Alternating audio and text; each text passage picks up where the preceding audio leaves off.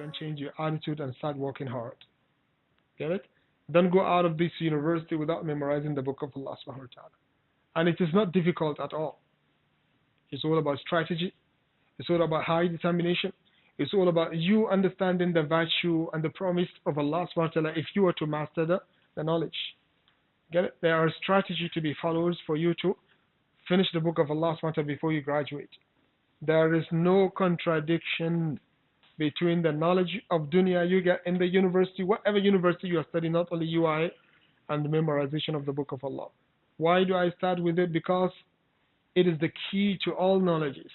Without Quran, you will never succeed in learning. Is that clear? So Quran should be the first thing, right? Have a very excellent strategy. If I am to help you in that regard, I will give you these principles, and please do apply them and be patient. Number one, for somebody who wants to memorize the book of Allah subhanahu wa ta'ala, the first thing that you have to have is the sincerity, ikhlas. Ikhlas is needed in every knowledge because only through ikhlas you can preserve the knowledge. With no ikhlas, knowledge could not be preserved. Imam Malik, when he wrote his book Al-Muwatta, get it? Imam Malik, when he wrote his book Al-Muwatta, is one of the earliest book written concerning the matter of the hadith of the Prophet sallallahu alaihi wasallam. When he wrote that book, Imam Shafi'i says there was no book on earth that is greater than the book of Imam Malik Muwatta. Because in those days, Bukhari and Muslim does not even exist. Most likely they are not even born yet.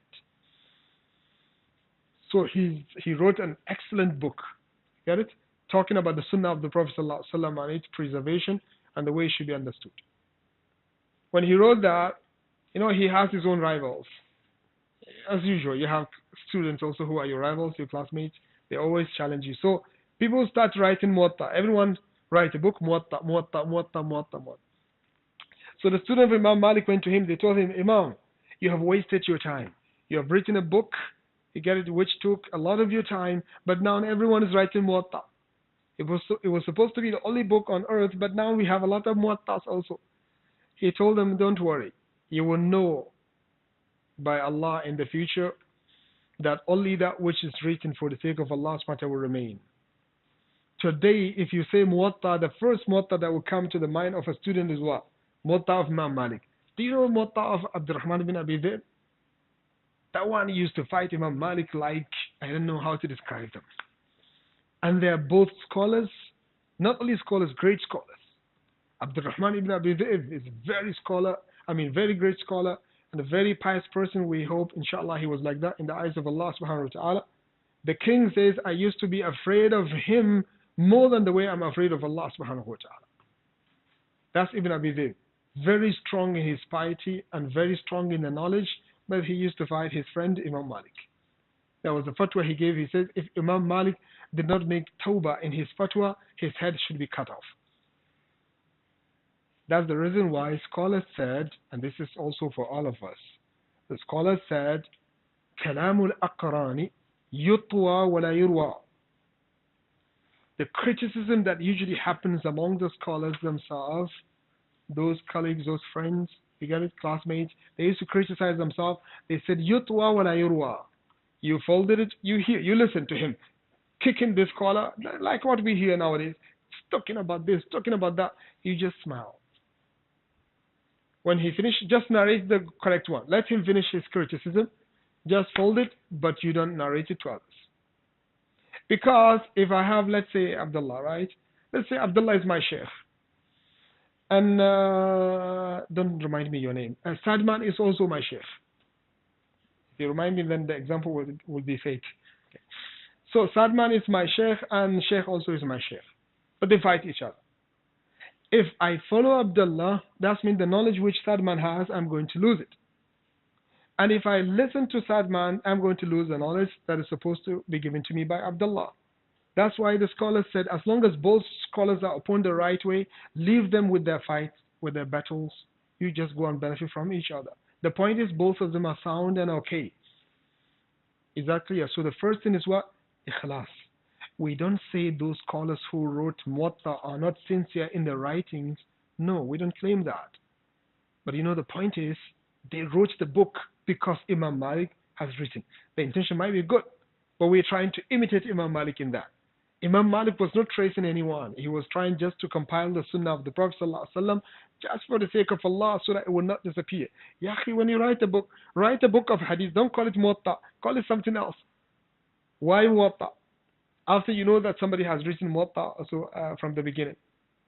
Wallahu alam, that might be the reason why nowadays we don't know any other Muwatta. They have Muwattas written by scholars, but we don't know them that much. You need to go to the library and search. They were there. Until now they were there. But the only one that is known up to date is that of Imam Malik. So that's sincerity. Whatever you learn for the sake of Allah subhanahu wa ta'ala, it will be very difficult for it to be taken away from you. That's the first. We're talking about strategies to memorize the book of Allah subhanahu wa ta'ala, right? I give you 4 conditions. Number 1 is the ikhlas. Number 2 is commitment, high determination, ulul himma. To have a schedule. What I mean by that is to have a schedule and to be very persistent and strong in following that which you decided to follow. Okay, you say to yourself, every day I will memorize 10 lines. There shall be no day in which you will not memorize these 10 lines, regardless of what. You are ill, you're okay. These 10 lines have to be memorized. Unless if you cannot talk. Because if you have a break during the memorization of the Quran, before you are able to catch up that energy, you get that interest you have in memorization of the book of Allah, you have to pay the price first. That's why our scholars used to say, don't you ever have a break. Don't take a break at all. Unless if that break is part of your schedule. Get it? So interest, high interest is be there.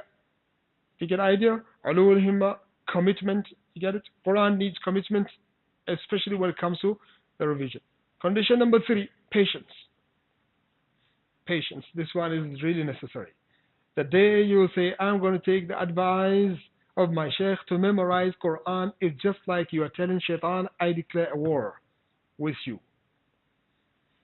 He will start fighting you harder than that. Believe it or not, the moment you open the Quran to memorize it, the moment you just open, fatigue will come. Sleep will come. Why when you are not with Quran, it doesn't come? Because shaitan knows this is the most important, as the way to protect yourself from his deception. And Allah is going to use you, as somebody whom he used to preserve his own book. So it's the highest status you're going to be qualifying. Shaitan will never like that. And as such, he will bring fatigue. He will bring weariness. He will bring anything to distract you from that. That's why I say patience, right? You really need patience. Can I give you one secret about shaitan? Say yes. Yes. Okay. You know, shaitan doesn't have time to stay with you forever. Shaitan is very busy. Very busy. So he will have time with you to come and distract you for a while. If you resist, shaitan will come back again. You resist. He will come back again. You resist. No time to waste with you. He will move to some other activities. That's why it is really necessary not to show weakness. Patience is needed. You start feeling the weariness, keep it on. You start feeling asleep, stand up and walk. After a few minutes, 15 to 30 minutes, he's going to give up. And then you will enjoy the reading, right? Patience throughout the period of memorization. The last condition is gradual process, taking that which you memorize gradually. This one is necessary. You have to memorize it gradually. It shouldn't take a lot. If you take a lot, you're going to leave it all. The scholar said, مَا دَخَلَ كُلُّهُ خَرَجَ كُلُّهُ. And it's very wrong also to memorize it like that, because it will be very quick in terms of going away from you.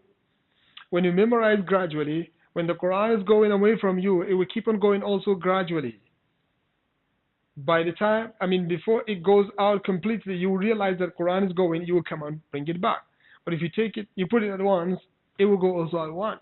Then you have to bring it from the beginning. Do you get the idea? So patience is needed, and you have to take it gradually. It means you go with a small amount and go increase a bit by bit after passage of time when you feel the interest is stronger than the one before. This one is really necessary. Get it? Because many people have tried the other way, they lost everything in the future. One of my scholars said, I advise somebody to memorize Quran. He asked me, what should I do? I said, memorize one ayah every day. I said, Sheikh, no, that's so little. This is for the children and kids. He said, I met him after 1 year. I asked him, how about your memorization now? He smiled. He told me, Sheikh, unfortunately, Allahumma musta'an, I'm nowhere. Sheikh said, do you know, if you take my advice, had you took my advice from the beginning, now you have around how many juzu? Just one ayah every day. You get it, 360, right? Okay. You're going to have a lot of ajza. So that's Quran. When you go slowly, gradually, don't take a lot. For those of you who are very new, get it in the memorization, I would suggest 5 lines. Get it? 5 lines. Don't take more than that. Lines, not ayah. 5 lines, line like this. Okay, don't take ayahs, not 5 ayahs, because one ayah sometimes is 1 page. Right? You're going to get bored. But take 5 lines is very little. So that means in a day, even if 5 lines is so strong and so difficult, make it 3 lines. Don't worry about that. Don't say, no, this is so little. No, don't worry about that. Just take 3 lines. Next day, 3 lines. You're going to finish a page in 5 days. Is it a deficiency? No, not at all. It's not deficiency. Every day, 3 lines, 3 lines, 3 lines every day. 3 lines every day until you get it done. So these are the conditions I usually advise the students when they ask me about how to memorize the Book of Allah. You must make sure that you have these. You get it? They are applicable on every knowledge, but we apply them on the Quran more than anything else. How to memorize? I take 30 seconds for that, inshallah. The time to memorize is after Fajr. Don't you ever memorize any other time except after Fajr. Unless if you have some excuses after Fajr, but the best time to memorize Quran is after Fajr. That moment you're fresh, then you engage in the memorization. Bismillah ta'ala, it will be very strong. That's the first. That's the time to memorize after Fajr. How to memorize also? I have my own method. As I told some of the students, every method given to you by a scholar of the Quran is okay. It just asks you to apply it in the way he prescribed, then you will succeed in that. Every scholar has his own method. But I prefer this one. It's very difficult, but it's very reliable. Get it? Whoever follow that will cry, but then will enjoy, will come and say, thank you very much afterward, after the cry. Get it? It's very difficult, which is to break down the ayah into pieces. Get it? I want to memorize وَاتَّبَعُوا مَا تَتْلُو الشَّيَاطِينُ عَلَى مُلْكِ سُلَيْمَانَ, a long ayah in Surah Al-Baqarah. Some people, they will keep reading the whole ayah until they memorize it. Get it? I found this one to be very shaky and very weak in terms of strength. So what do? You cut it into pieces. Get that ayah. وَاتَّبَعُوا مَا تَتْلُو الشَّيَاطِينُ عَلَى مُلْكِ سُلَيْمَانَ. You stop here. You keep repeating it with high speed. And in memorization, you just need one type of tajweed. Tajweed, the beautification of the letters. You just need one type. The tajweed that is wajib, which is to make sure that the pronunciation of the letters is correct. Other kind of beautification, this one, leave them. When you finish the Quran, then you can come and apply that. Because you need the speed, and you need the speed. Got it? You need the speed. If you're going to apply the tajweed in the way it is, then the speed cannot be, the memorization cannot be maintained on time. You're going to spend the whole day trying those 5 lines, and it will not come. So you need the speed. That's why in memorization, high speed is necessary. Loud voice, when I say loud voice, I don't mean you shout, but at least you hear that which you're reciting. And also high speed is necessary. In such a way, if somebody is next to you, he might say, what exactly are you reading? Is that Quran or something else? You tell him, keep quiet. Sure. When I become Hafiz, come and ask. Then I will tell you what I was doing. So you just read very quickly. So that وَاتَّبَعُوا مَا تَتْلُو الشَّيَاطِينُ عَلَى مُلْكِ سُلَيْمَانَ, you read it a lot until the time you feel that noun is okay. Then you move to the next part of that ayah. You get it? And there we go. After you do the next part of the ayah, before you move to the third one, you come back to the first one and read it without looking at the Quran. Connect it with the second one first. And then you move to the third one. Do it like that until you are sure, 100%. That's means you're going to read it 100 times, 200 times, 300 times in 2-3 seconds. Believe it or not, you will be able to do that in 2-3 seconds. That's why I remember a moment I can memorize 4 pages in in not 1 minute, in 1 hour. Every 15 minutes, a page will come. Yeah, that was the time I memorized the whole surah. Even the scholars I was using, that one of them doesn't believe. He was talking to some people. Look at this. He's trying to convince us that he finished the surah at this moment of time. Read. And then I read it. They couldn't believe. Was that a miracle? No. It's something that everyone can do. Otherwise, I'll become, mashallah, big wali. You have to pay a lot for you to see me, right? That's those fake awliya. This is what they do, right? So anyway, that is nothing special. It is the capacity Allah SWT granted every human being, but unfortunately, we don't use it. Wallahi, I believe every one of us is actually greater than that. But the brain, you see the brain, the more you use it, the more stronger it is. That's why they said the greatest people who memorize more than anybody else, they are the villagers. Because they have no any other option. They don't even know how to write. Get it? And nowadays we have MP3, MP4, MP5. I don't know whether we have 6 or not, but we have a lot of things to look at this one. If you bring somebody from the village, he doesn't know what it means. So they use their brain. That's why it's so strong. You also, if you use it, it will be like that. Is that clear? So that's how you memorize an ayah until you finish the ayah. Then you move to the second ayah. Before you move to the second ayah, read the first one without looking to make sure that it is there. And believe it or not, this is going to be done in few seconds. You can finish it. I will be firmly established in your heart. So after you finish, you are done with this. And then whenever you have time in the same day, you just take your Quran and read that one that you memorize in the morning. Whenever you have time. You get an idea? Whenever you have time. And you do have a time. I know that. Get it taken and read. It takes from you 1 or 2 minutes and then finish, done. Next time also you have a time, read it. Before you sleep, the last thing to be done is to read that ayah, that part of the Quran you memorize in the morning before you sleep. And then sleep upon that. Right after you wake up, after Fajr prayer, the first wajib is to recite that which you memorized yesterday without looking at the Quran to make sure it is there. Then you go to the next one. Do you get an idea? This is in brief how to do it. It's going to become a lot. Then every day before you memorize the new one, after you read the last one you memorized, what do you call the day before this Fajr, after you revise it, you make sure it is there. Before you move to the new one, you revise the old one, all of it. You get it? And then you move. So you're going to have like almost every day, across the age of your memorization, almost every day you revise that which you memorize in certain moment of time. So this is some of the principles that I use them and I succeeded, and I advise also people they succeeded. Alhamdulillah, there's a school we opened up to date since I was 14. You get that school up to date, it is still in existence. And I graduated, alhamdulillah. Some of my students that I taught since they were young, nowadays they take care of the school. And they're still using somehow the same method. People are graduating from the school with the whole Quran in their brain. So the idea is, in the future, you might face a problem that will not give you a chance to read Quran. You get it?